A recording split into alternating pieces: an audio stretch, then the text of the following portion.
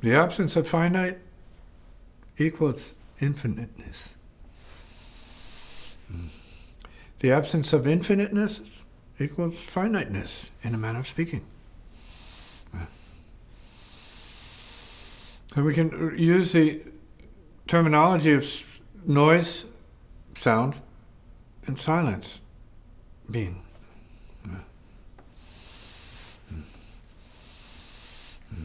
You have to determine which is bigger, your self-noise or silence of being, silent being.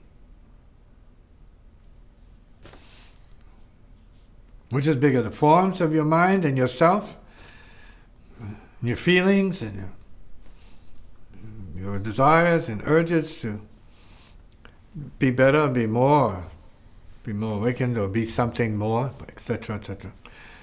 Quantity, see, or zero. No being. Is being something more than being nothing? Good question.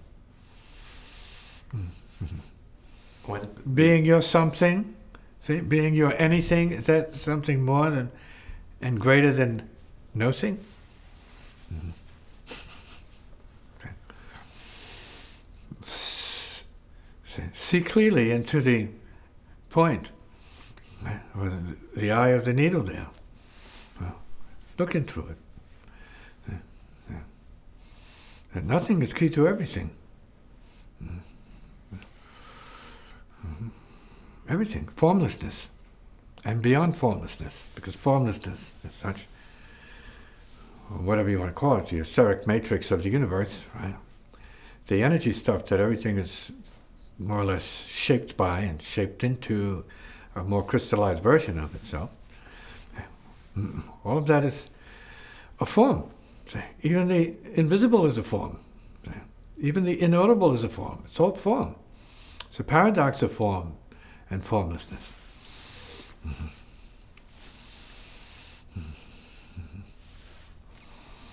And some might say, well, any and every form is an obstruction to what it is. Believe it or not. No belief necessary here. Doesn't matter if you do believe it or not. You need to know it beyond any thought. And that's the difference between let's say, being a victim of changes or being victorious over the world of change by understanding it, as a native, from the inside out, beginning with the breath, and maybe staying there, despite what it is you have to do, always with the breath, see?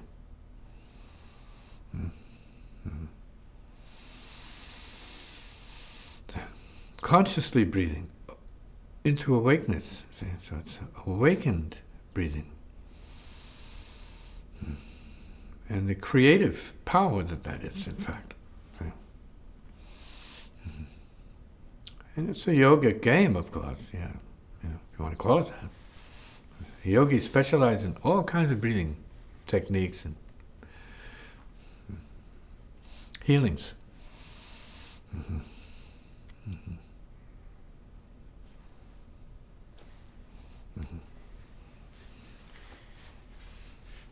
Is it a matter of transcension of this idea of... You can't transcend what you haven't mastered, so you have to make sure you master something well enough to transcend it. Okay. That means you have to understand what it is that needs to be transcended. You can't say, well, it has to be transcended, as if it means you have to escape it. I'm not talking about escaping. You properly transcend, it's a figure of speech, when you perfectly understand something and you expand beyond it.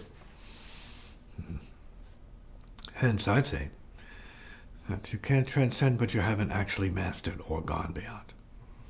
And going beyond is transcending. See? Transcending then is a figure of speech. Yeah. The baby transcends its birth. See? Then it has to transcend its life. In order to transcend death, you have to transcend the life and the birth, because the birth is what gave you access to life, right? You have to transcend the conception and the birth and so on and so forth. But we're just using that as a conversation. It happens. It's a happening. It's not just a self-doing, it's a happening, it's a growing beyond growing. And then it's a letting go, it's a releasing, which is also growing beyond growing. Because holding is limitation. Grasping is contraction. You need to release, expand. Let it go, so you can breathe properly. To relax, breathe, and then do what you have to do. Or do what it has to do. Do what needs doing. You have to do to do. Or let it be done through you. Be completely willing to offer your karmic being as a vessel or channel for what it is that needs to be done. Whatever that might be. Low, high, beyond. Who cares?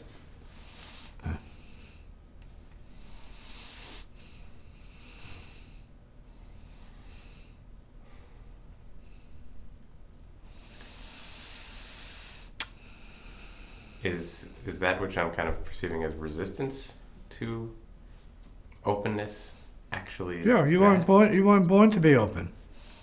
By your blood's, let's say, interest. It's not about openness. You have to be an egomaniac by virtue of the blood.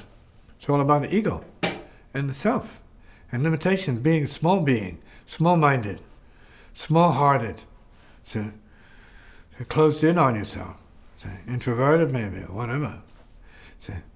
You're born to be like that, like your ancestors. Self-involved, not evolved, but involved. So you need to change that. That's why you're here, because there's something about self-realization here, and unfolding outwards, heart into universe, that is of use to you, because it contradicts your programming. So this is not to free you of your programming. This is to awaken your mind to what it might be for you to see properly, so that it can be transcended in a manner of speaking, or gone beyond, inevitably and naturally, with consciousness, awakeness, attentiveness. Used the word focus last time. Well, with a certain degree of focus, not that it's this kind of focus, this kind of focus.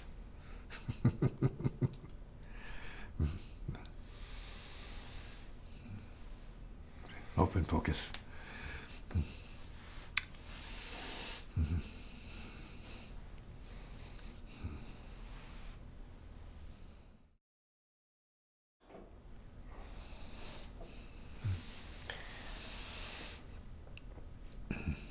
How is it that it seems like you are answering questions that I'm not even asking, or that are coming up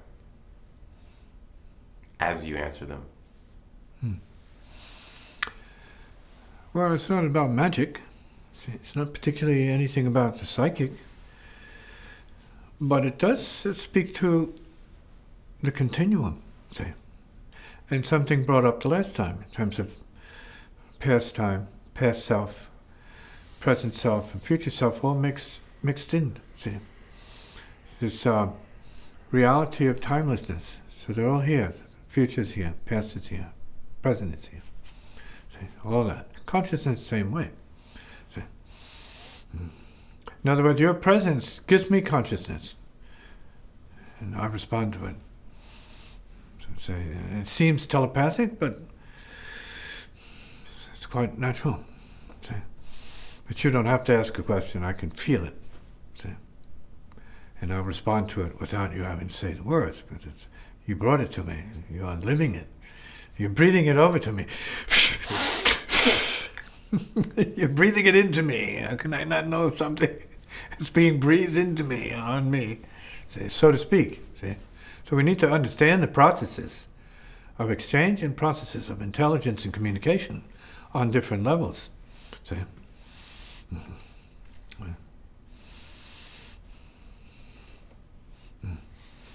Is there any way I can be more open, be more free, or facilitate?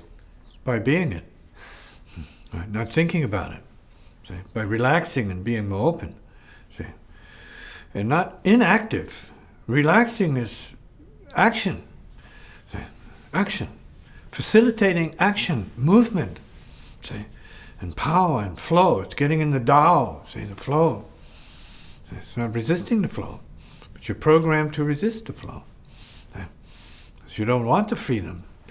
See? Until you see and properly understand what the freedom is, and then you can defeat these programs of resistance that are blood-based. They're born. They're like ghosts and hauntings that need to be commanded away. Say, okay, you're done here. It's finished. Keep moving. Find someone else. Go somewhere else. Leave me alone. I have work to do. And it becomes clearer to me that this is work I need to do. Let me be. I will be anyway, so go on.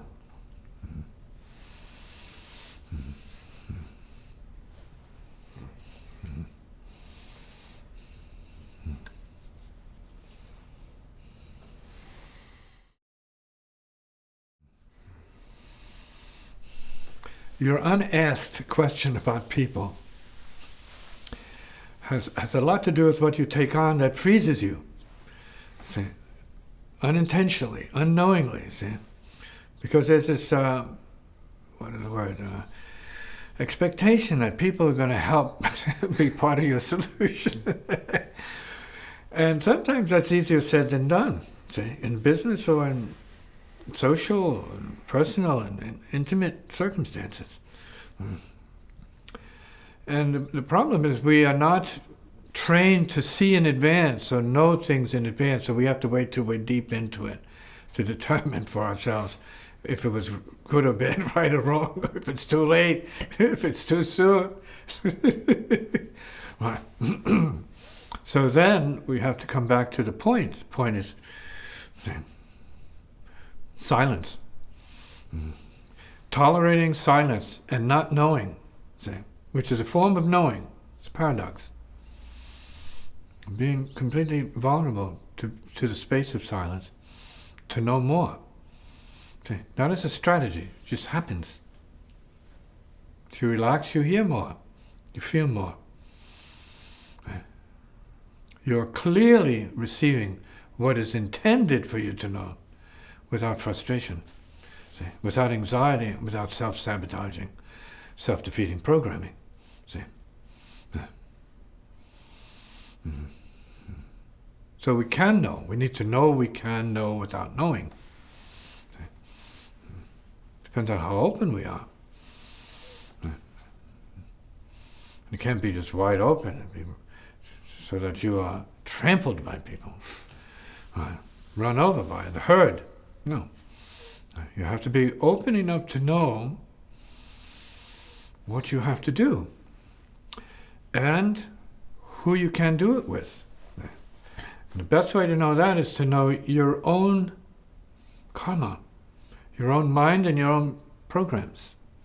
Not to be them, but to know them well enough because of knowing your blood and your desires and your confusions.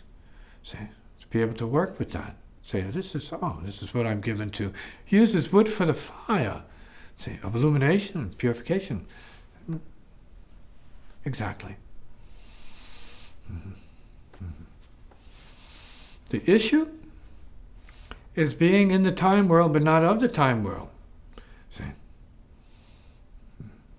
And as it was indicated in the last conversation, you can't separate yourself from what this is. This is the real. Beingness is the real. It's always here. It's not like, oh, work is going to make it worse or hard. It doesn't go anywhere. It's always here. You have to be with it all the time.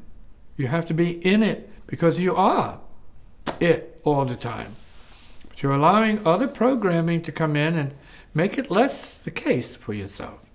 Okay? Unnecessarily, mechanically, and maybe even self-defeatingly. Yeah. So all of that has to be cleared so that rather than beating yourself down into not knowing and being your worst enemy because of assuming that you made bad choices, right? They're just choices. And it's up to you, as in the form of wood for the fire, to create and recreate accordingly. So that people are released, allowed to go, and creating space for other people to come in. See, and as you upgrade your consciousness, you're going to be creating resonance with others who have a comparable consciousness. You have to clear the way, throw the people out that need to be thrown out, clear the slate, start afresh with a new idea. See, a new level. Yeah. And work with that level as a plateau or a step up to other levels. See, deeper and more productive for the sake of your business, for the sake of your business of being in the world. In the world, but not of the world. See?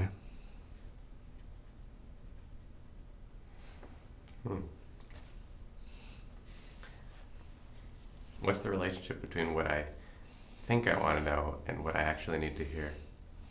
Well, you're already hearing what you actually need to hear, whether you like it or not. See, but it's not about knowing it. You need to be it. You need to be it. That's what you need to do. The translation is there. You need to hear what you need to or can be for yourself. See? Mm-hmm. It's all in the being. So you have to go back to basic being. It's like zero. And recreate what you need to be, which is your potential and everyone's potential. Mm-hmm. It's not about theory and having more theory and more answers and more books and more learning and more teachings, right? Right? Stuff. Now you need to take a little bit and transform it into productivity.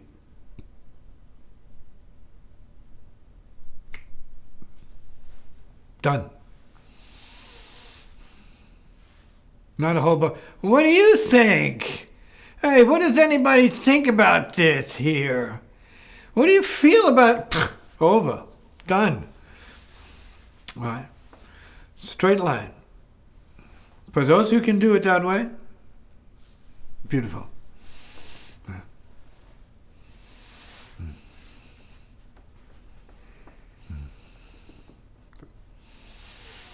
You have to see it that way first, before you can do it that way. You have to first have a dream about it. Dream about doing it first. You have to imagine some things. Test the imaginational, creative potential of your own nature.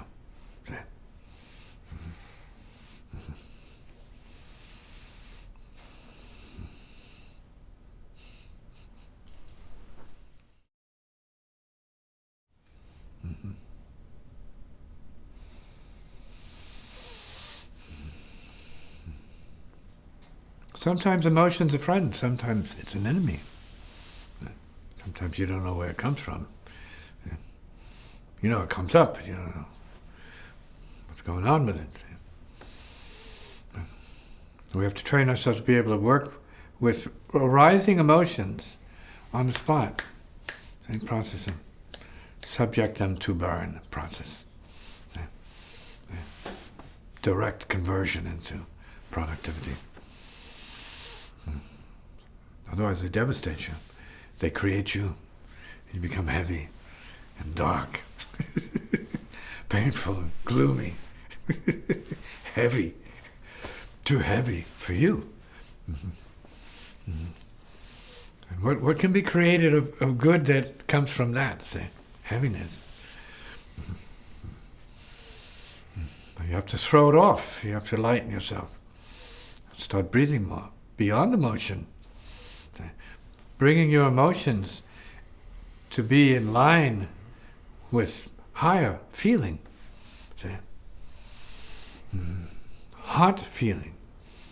Not romantic depression. Sickness.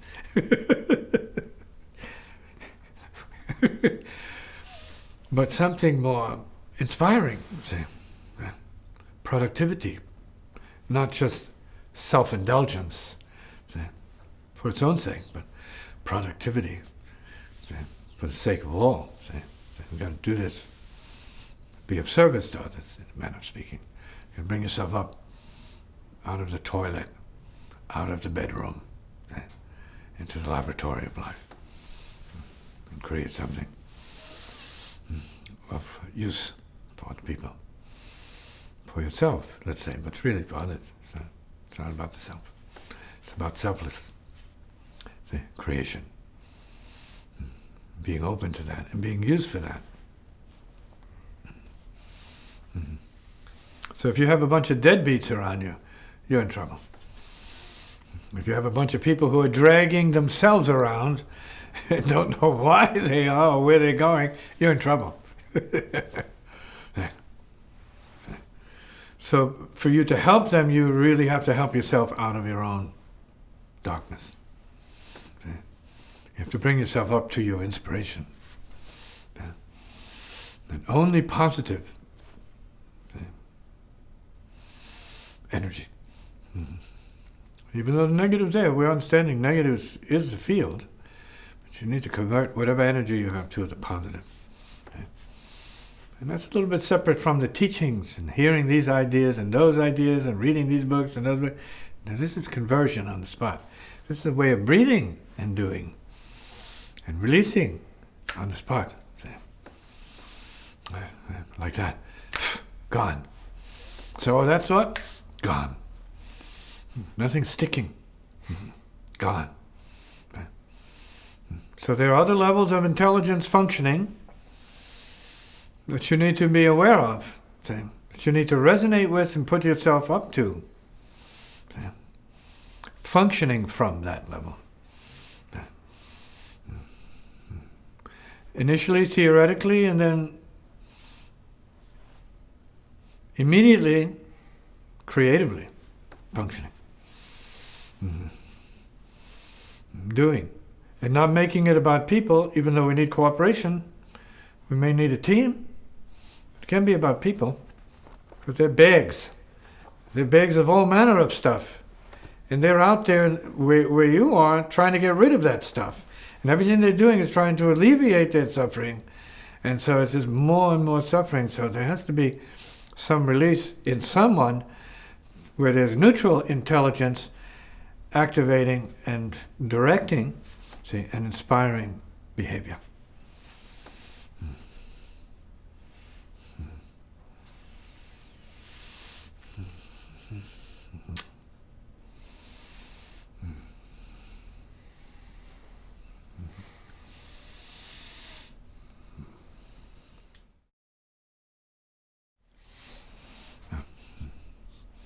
And this brings us to the topic of the concept of self-liberation.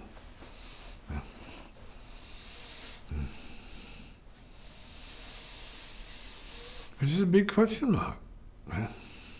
What is self-liberation? What is the self that you can liberate yourself from? Known as behavior, known as a thought, known as a view, already liberated. We're all capable of these functions. Nobody is that. You're not just an emotional feeling. You can freeze it, and you can be that up to a point, but you can't be it all the time. Nature won't allow you to be it all the time. Right? You're only as good as the next phone call, right? The next emergency. Right? And you're out of whatever you were doing. You say, no, the pipe broke. We got to deal with this now. I don't even have time for me. Forget about that.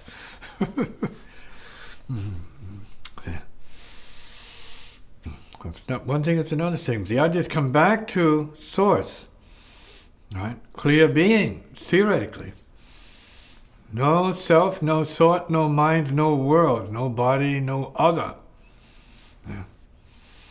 Okay. Just for a moment, be the universe for a moment. Okay. And say, be in the purity of spirit for a moment. Okay. And breathe it. And not put it on anybody else, whether it's a guru or whoever it is out there. Don't put it on anybody else. It's you. They didn't put it on you. You're putting it on you. Mm-hmm. You have to feel your connection with the universe. You have to breathe the universe. It's a native practice. It's ancient. So when we look at imagery from the past ages, right? When you see the person meditating up there, You say, well, that's a waste of life, that's a waste of time. No, that's not a waste of anything. You don't know what's going on in that consciousness. You don't know what world they may be repairing. You don't know how. You may not be evolved enough to know what the soul is doing. See, in the midst of its stillness. See, or who it's saving in the midst of its stillness. See, mind is not bound to the body. Yeah. Mind is the universe. Yeah. The mind's mind is enlightenment, clear awareness, see, unbounded, see, free.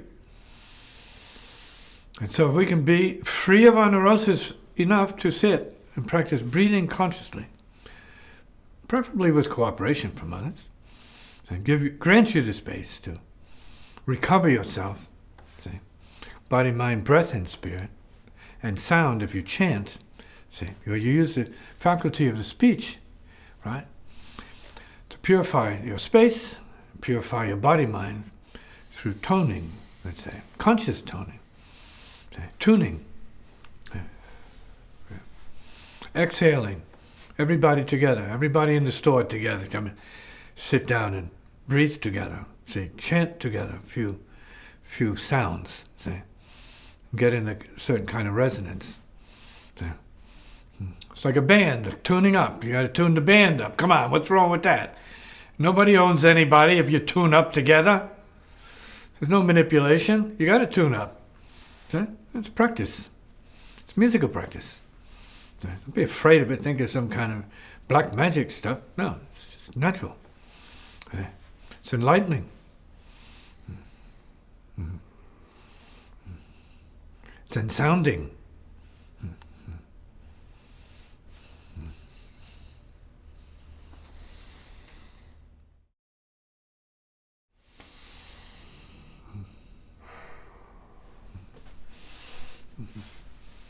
You have to master the method, whatever the method is. Who knows what the method is, right? You need to know what the method is for you.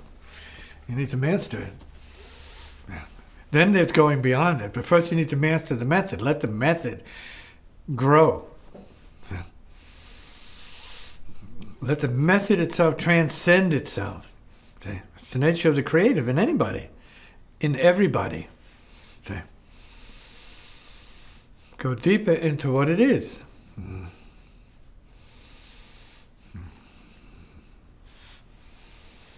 Be open to going deeper than what it is, what it appears to be.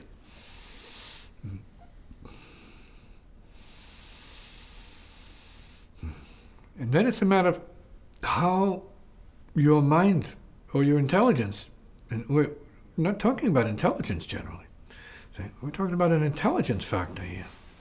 You have to have the intelligence to use certain solutions, see, and go in certain directions. You have to have the intelligence to resonate with that, see. And not only that, you have to have the karma. Many people have come to me and say, well, listen, I've been practicing this for so many years, and by now I should have had some kind of result. I said, well, you're doing well. I have no doubt about it. And you're a very, very excellent individual, and you're a very exceptional person, human. But you don't have the karma. There's no karma set in motion there. See? Mm-hmm. You have to have the karmic basis for it. See? And people say, well, what does that mean? What do you mean the karmic basis for what it is? Well, you want something and you're not getting it. You're not having it. There's a gap. A gap. See? It's karmic gap. See? It's conditional. So you either need conditions or you need to get conditions out of the way. It's karmic conditioning, any way you look at it. I'm not saying it's necessarily real or dogma for anybody, but you need to figure that out. See, what are the conditions that stand in the way of what it is you most intensely dream to be or want to do? Is it that far away from you, or can you just do it in a snap? As you think it, you become it? No. Or is there lag? Is there delay? Is there lag and drag and wonder and heaviness? It's emotion. That's blood emotion. Blood means family emotion. Yeah. It has to be released, it has to be burnt off, let go of, cleared. I don't care whether or not you feel your great-great-grandfather was the greatest hero who ever lived. Doesn't matter, that's his problem. It's not your problem. It shouldn't be your baggage unless that's your destiny, to have such baggage as that might be for you. Yeah. How great your ancestors were. See? How poorly representative, the present generation is. Right? How disgraceful. It might be said by certain standards. How pathetic, right? How weak, spineless. All of that has to be thrown away. There is no such thing. See? You're breathing now. Now you create. It's not about your ancestors. It's about welcoming their influence, saying, yes, now I know what I must do, ancestors. All you good spirits around me. You all mean well. Well. But this is what I must do. You go about doing it. Because if it's that wrong, they may interfere with you and pull you aside and say, hey, listen, we've let you have it your way. Now the spirits must intercede now. Consider this. And go see that person and talk to that person before you do anything else.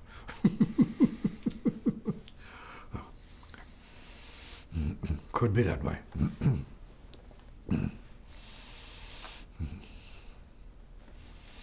Unseen influences play just as much an important part in this. Not that they are supposed to be dominating. It's not about domination. No, it's about consideration. As to what they are, what they need, what they wish. For their subjects, the family members. Sometimes it's a big deal, sometimes it isn't. We need to know who's messing with us, our feelings and our direction, even though you can't see anybody around you. So why was I just possessed by that feeling and heaviness all of a sudden at once? Boom. Chase it away. Say, don't need this. It's unwelcome. I need lightness of being. See? Bring me that, and I'll be happy with you. Bring me some good spirits for a change. Thank you, good spirits. Thank you, good spirits. Hugh.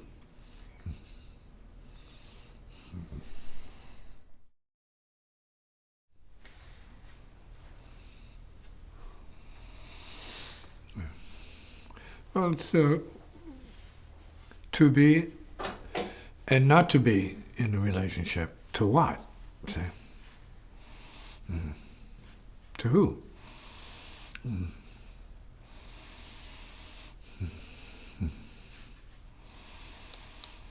If not yourself, in every case. Right?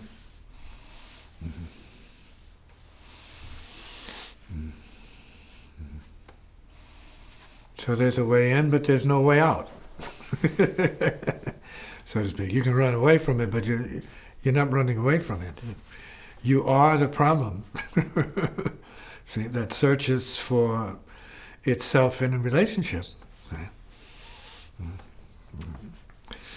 It's like a mission impossible, right, to find happiness in that process. Come on. Yeah.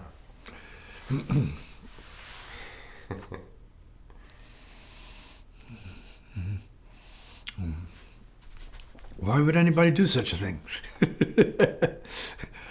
How could you do that to yourself?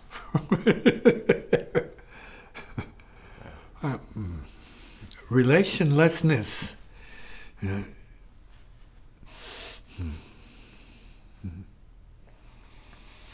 It's released from the theater of relations. Right. The myth of relations. And the suffering of relations.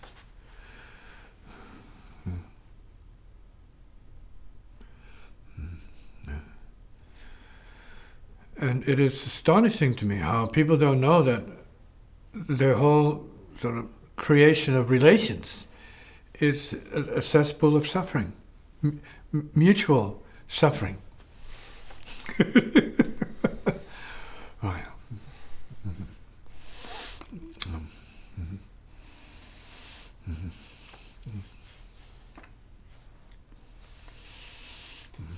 Yeah, it seems like to believe in a relationship at all, you have to believe in the self Suffering. other. Suffering. Yeah. Right. It is suffering. Yeah. So the issue is, when one is finished with that, what is there? Yeah. Is the result seen in terms of a relation, a relationship, or relationlessness? Which of those is the creative? Which of those is biggest and deepest, more profound? So then we could be in relationship to relationlessness itself. And we are. Just as we are forms in relationship to formlessness itself.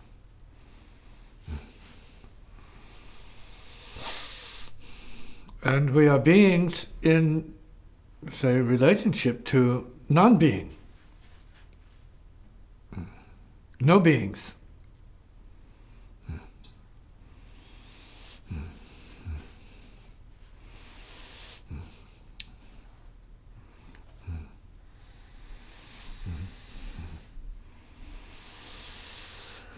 And then we can come to a point where we are just awake.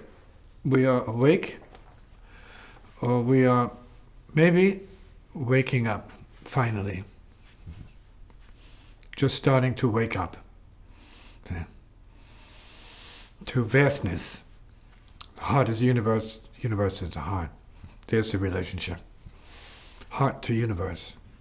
Great marriage, perfect. Communion at its best. The universe is the heart. Great vision, great knowing.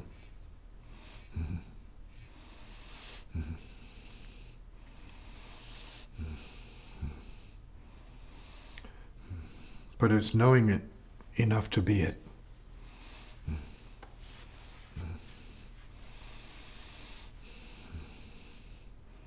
Can we be what we know? Can we be what we need to know? Can we be what we can never know? Altogether?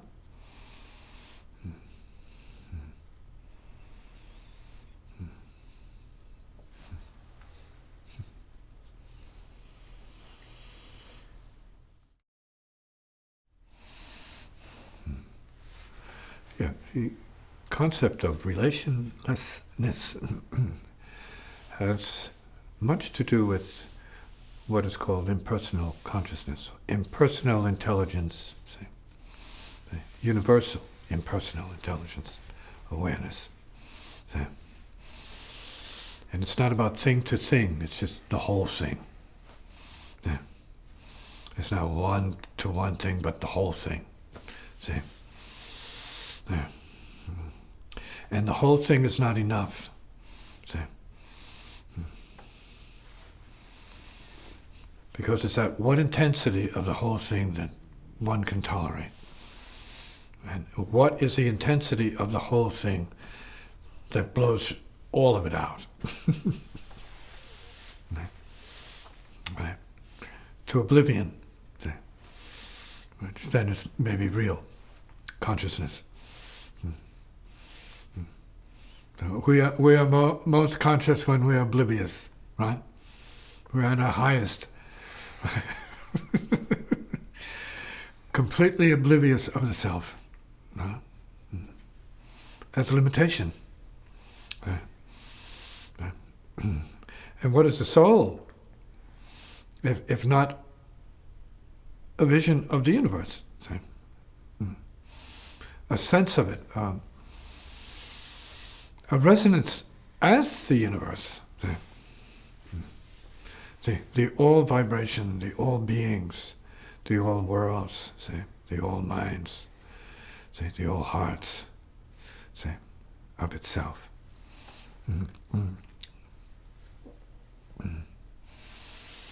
So if we consider and contemplate, it should be deep, vast,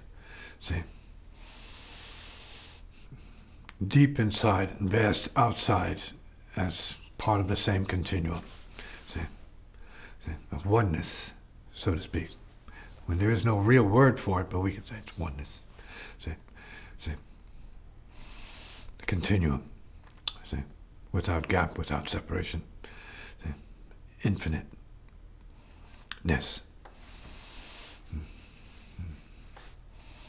Imagined, conceived, recognized, understood, and realized